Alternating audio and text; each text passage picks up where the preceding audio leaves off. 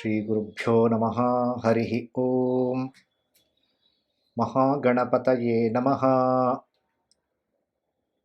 ನಮ್ಮ ಸನಾತನ ಧರ್ಮದಲ್ಲಿ ಭಾರತಾದ್ಯಂತ ಆಚರಿಸಲ್ಪಡುವಂಥ ಅತ್ಯಂತ ಪ್ರಮುಖವಾದ ಹಬ್ಬ ಅಂದರೆ ಗಣೇಶ ಚತುರ್ಥಿ. ಈ ಗಣಪತಿಯ ಸ್ವರೂಪ ಏನು ಮತ್ತು ಏಕೆ ಪೂಜೆ ಮಾಡಬೇಕು ಅನ್ನೋದ್ರ ಬಗ್ಗೆ ಹಲವಾರು ವಿಷಯಗಳಲ್ಲಿ ಕೆಲವು ವಿಷಯಗಳನ್ನು ಈಗ ನಾವು ವಿಚಾರ ಮಾಡಿ ನೋಡೋಣ. ಶಾಸ್ತ್ರದಲ್ಲಿ ಆದೌ ವಿನಾಯಕ ಪೂಜ್ಯ ಅಂದರೆ ಗಣಪತಿಗೆ ಪ್ರಥಮ ಪೂಜೆ ಅಂತ ಹೇಳಿದ್ದಾರೆ.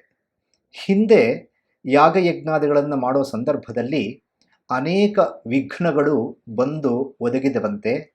ಅದರ ನಿವಾರಣೆಗೆ ಮೊಟ್ಟ ಮೊದಲಿಗೆ ಗಣಪತಿಯನ್ನು ಆರಾಧನೆ ಮಾಡಿ ಆಮೇಲೆ ಯಜ್ಞಯಾಗಾದಿಗಳನ್ನು ನಡೆಸಿದ್ರಂತೆ. ಅದು ಶಾಸ್ತ್ರದಲ್ಲಿ ಒಂದು ಮಾತು ಬರುತ್ತೆ, ನಾರ್ಚಿತೋ ಹಿ ಗಣಾಧ್ಯಕ್ಷ ಯಜ್ಞಾದೋ ಯಸ್ಸುರೋತ್ತಮ ತಸ್ಮಾತ್ ವಿಘ್ನ ಸಮುತ್ಪನ್ನ ತತ್ಕ್ರೋಧಚ ಮಿದಂಖಲು ಅಂತ.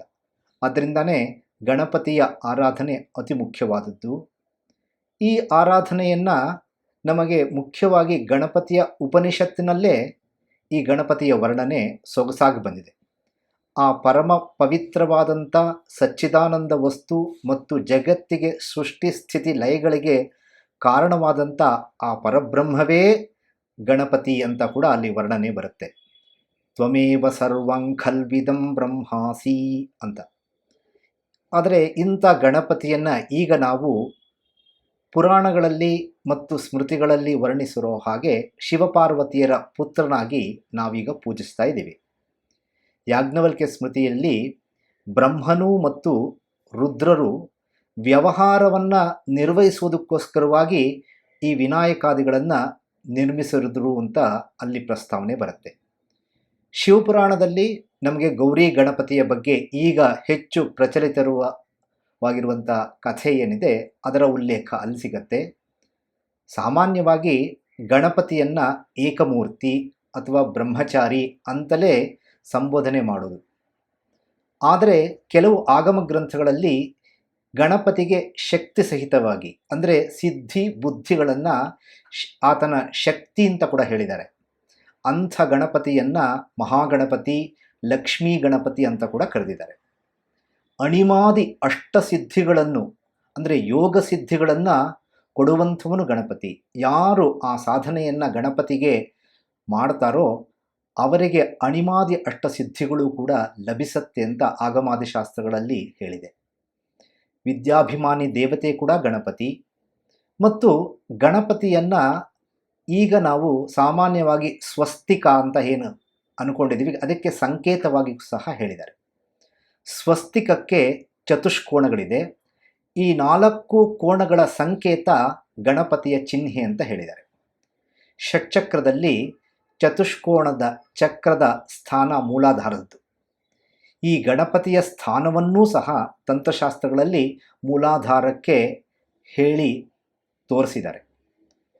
ಉಪನಿಷತ್ತಿನಲ್ಲೂ ಸಹ ತ್ವಂ ಮೂಲಾಧಾರೇ ಸ್ಥಿತೋಸಿ ನಿತ್ಯಂ ಅಂತಲೂ ಕೂಡ ಬಂದಿದೆ.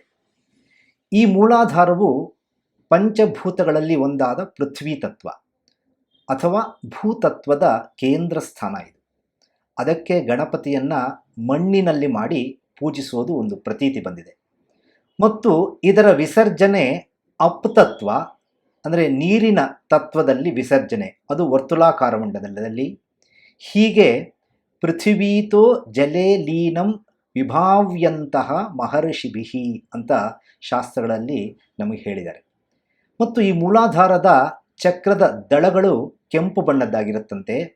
ಆದ್ದರಿಂದಲೇ ಗಣಪತಿಯ ಮೈ ಬಣ್ಣ ಕೆಂಪು, ಕುಂಕುಮದಂತೆ ಇದೆಯಂತೆ ಆತನ ಕೆಂಬಣ್ಣ. ಮತ್ತು ಕೆಂಪು ಬಣ್ಣದ ವಸ್ತ್ರ ಮತ್ತು ಕೆಂಪು ಬಣ್ಣದ ಕಮಲದ ಮೇಲೆ ಗಣಪತಿ ಆಸನನಾಗಿದ್ದಾನೆ ಅಂತ ಆಗಮಶಾಸ್ತ್ರಗಳಲ್ಲಿ ನಮಗೆ ಬರುತ್ತೆ. ಮತ್ತು ಗಣಪತಿಯ ಬೀಜ ಮಂತ್ರ ಗಂ ಅಂತ. ಗಂ ಗಣಪತಯೇ ನಮಃ ಅಂತಲೇ ಪ್ರಸಿದ್ಧಿ. ಗಕಾರೋ ಬಿಂದುಮಾನ್ ವಿಘ್ನರಾಜಂ ಗಣೇಶ ಬೀಜಕಂ ಅಂತ ಆಗಮಶಾಸ್ತ್ರದಲ್ಲಿ ಬರುತ್ತೆ. ಮತ್ತು ಇನ್ನು ಗಣಪತಿ ಏಕದಂತ ಕಥೆ ಹಲವಾರು ಕಡೆ ಬರುತ್ತೆ. ಒಂದು ಆತ ಪರಶುರಾಮರ ಜೊತೆ ಸೆಣಸಾಡಿದಾಗ ಒಂದು ದಂತವನ್ನು ಕಳ್ಕೊಂಡ ಅಂತ ಒಂದು ಕಥೆ ಬರುತ್ತೆ. ಇನ್ನೊಂದು ಕಥೆಯಲ್ಲಿ ಗಣಪತಿ ಅಖುವಾಹನ ಅಂದರೆ ಇಲಿಯ ಮೇಲೆ ಹೋಗ್ತಾ ಇರಬೇಕಾದ್ರೆ ಹಾವೊಂದು ಹತ್ತಿರಕ್ಕೆ ಬಂದಾಗ ಇಲಿ ಬೆಚ್ಚು ಬಿದ್ದು ಗಣಪತಿ ಬಿದ್ದನಂತೆ. ಬಿದ್ದಾಗ ಮೇಲ್ಗಡೆಯಿಂದ ಚಂದ್ರ ನಕ್ಕದ ಅಂತ ಬರುತ್ತೆ. ಕೋಪ ಬಂದು ಗಣಪತಿ ತನ್ನ ಒಂದು ದಂತವನ್ನೇ ಕಿತ್ತು ಅವನ ಮೇಲೆ ಎಸೆದ ಅಂತ ಕಥೆ ಬರುತ್ತೆ. ಮತ್ತು ಈ ವಕ್ರತುಂಡ ಶಾಸ್ತ್ರಗಳಲ್ಲಿ ವೇದಗಳ ಸಾರವಾದ ಓಂಕಾರಕ್ಕೆ ಮತ್ತು ಅದ್ವೈತ ತತ್ವಕ್ಕೆ ಪ್ರತೀಕವಾಗಿ ಹೇಳಿದ್ದಾರೆ. ಮತ್ತು ಗಣಪತಿಯ ಹೊಟ್ಟೆ ಅದು ಇಡೀ ಬ್ರಹ್ಮಾಂಡದ ಗರ್ಭಕ್ಕೆ ಸಂಕೇತ. ಮತ್ತು ಆ ಹೊಟ್ಟೆಯ ಮೇಲೆ ಕಟ್ಟಿ ಹಿಡಿದಿರುವ ಸರ್ಪಾಭರಣ ಕುಂಡಲಿನಿ ಶಕ್ತಿಯ ಸಂಕೇತ. ಮತ್ತು ಗಣಪತಿ ಧರಿಸಿರುವಂಥ ಪಾಶ ಈ ಸಂಸಾರವನ್ನು ಕಟ್ಟಹಾಕೊಂಡಿರುವಂಥ ಪಾಶವನ್ನು ಬಿಡಿಸುವಂಥದ್ದು. ಮತ್ತು ಅವನು ಇನ್ನೊಂದು ಕೈಯಲ್ಲಿ ಧರಿಸಿರುವಂಥ ಅಂಕುಶದ ತತ್ವ ಮನಸ್ಸನ್ನು ಹತೋಟಿಯಲ್ಲಿ ಹಿಡ್ಕೊಳ್ಳೋದಕ್ಕೆ ಬೇಕಾಗಿರುವಂಥ ಅಭಯವನ್ನು ನೀಡುವಂಥ ಸಂಕೇತ. ಮತ್ತು ಗಣಪತಿ ಎಲ್ರಿಗೂ ತಿಳಿದಿರೋ ಹಾಗೆ ಮೋದಕ ಪ್ರಿಯ. ಮೋದಕ ಪ್ರಿಯ ಅಂದರೆ ಅವನು ಆನಂದ ಪ್ರಿಯ ಅಂತ ಅರ್ಥ. ಆನಂದ ಘನ, ಆನಂದವನ್ನು ದಯಪಾಡಿಸುವಂಥವನು ಅಂತ ಅರ್ಥ. ಮತ್ತು ಇನ್ನೂ ಆಗಮಶಾಸ್ತ್ರದಲ್ಲಿ ಗಣಪತಿಯ ವಿವಿಧ ರೂಪಗಳನ್ನು ಹೇಳಿದೆ. ಮುದ್ಗಲ ಪುರಾಣದಲ್ಲಿ 21 ಗಣಪತಿಯ ವರ್ಣನೆ ಇದೆ. 32 ವಿವಿಧ ಮೂರ್ತಿಗಳ ವರ್ಣನೆ ಕೂಡ ಇದೆ. ಗಣಪತಿಗೆ 21ರ ಸಂಖ್ಯೆ ತುಂಬ ವಿಶೇಷ.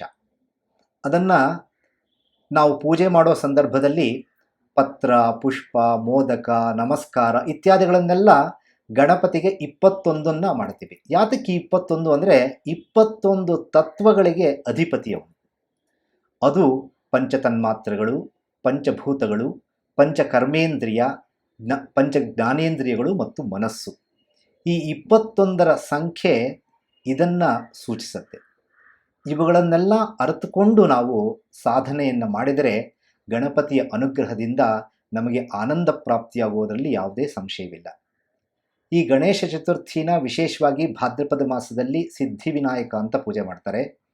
ಮಣ್ಣಿನಿಂದ ಮಾಡಿದ ವಿಗ್ರಹಕ್ಕೆ ನೀರಿನಿಂದ ಪ್ರೋಕ್ಷಣೆ ಮಾಡಿ, ಪ್ರಾಣಪ್ರತಿಷ್ಠೆ ಮಾಡಿ, ಷೋಡಶೋಪಚಾರಗಳಿಂದ ಪೂಜೆ ಮಾಡಿ, ತೀವ್ರ, ಜ್ವಲಿನಿ, ನಂದ, ಭೋಗದ, ಕಾಮರೂಪಿಣಿ, ಉಗ್ರ, ತೇಜೋವತಿ, ಸತ್ಯ, ವಿಘ್ನನಾಶಿನಿ ಅಂತ 9 ಶಕ್ತಿ ದೇವತೆಗಳು, ಪರಿವಾರ ದೇವತೆಗಳನ್ನು ಸಿದ್ಧಿವಿನಾಯಕನಿಗೆ ಪೂಜೆ ಮಾಡೋದು ಪ್ರತೀತಿ.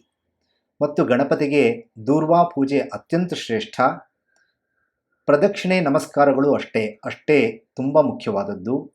ಏಕಾಂ ಚಂಡ್ಯಾಂ ರವೆ ಸಪ್ತ ತಿಸ್ರೋ ದದ್ಯಾದ್ ವಿನಾಯಕಿ ಅಂತ ಗಣಪತಿಗೆ 3 ಪ್ರದಕ್ಷಿಣೆ ಮಾಡಿ ನಮಸ್ಕಾರ ಮಾಡುವಂಥದ್ದು ತುಂಬ ವಿಶೇಷ. ಜೊತೆಗೆ ಗೌರಿ ಪೂಜೆಯನ್ನು ಸಹ ಮಾಡಿದರೆ ಗೌರಿ ಸಮೇತವಾಗಿ ಗಣಪತಿಯನ್ನು ವಿಸರ್ಜನೆ ಮಾಡೋದು ಪ್ರತೀತಿಯಲ್ಲಿದೆ. ಇಂಥ ಗಣಪತಿಯನ್ನು ನಾವು ಇಡೀ ಭಾರತಾದ್ಯಂತ ಪೂಜೆ ಮಾಡೋದನ್ನು ನೋಡ್ಬೋದು. ಎಲ್ಲೆಲ್ಲಿ ಗಣಪತಿಯ ಆರಾಧನೆಯನ್ನು ಮಾಡ್ತಾ ಇದ್ದಾರೋ ಅಲ್ಲೆಲ್ಲ ಕೂಡ ಕೆಲವು ಕಡೆ ಸಿದ್ಧಿ ಕ್ಷೇತ್ರಗಳಾಗಿ ಅದು ಮಾರ್ಪಟ್ಟಿದೆ. ಉದಾಹರಣೆಗೆ ಮಹಾರಾಷ್ಟ್ರದಲ್ಲಿ ಅಷ್ಟವಿನಾಯಕ ಯಾತ್ರೆ ಅಂತಲೇ ಮಾಡ್ತಾರೆ. ಮತ್ತು ಕಾಶಿಯಲ್ಲಿ ತುಂಬ ವಿಶೇಷವಾಗಿ ಚಪ್ಪನ್ ವಿನಾಯಕ ಅಂತ ಇದೆ.